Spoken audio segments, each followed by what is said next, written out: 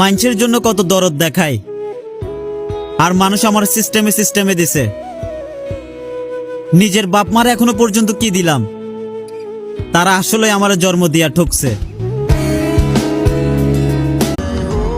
আমি ছেঁচড়ামি করে করে তোমার কাছে থাকতে হয়, এটাই কি দোষ আমার? ফ্যামিলির বাহানা দিয়ে তুমি অন্য ছেলের সাথে কথা বলো, একটু বুক কাঁপে না তোমার?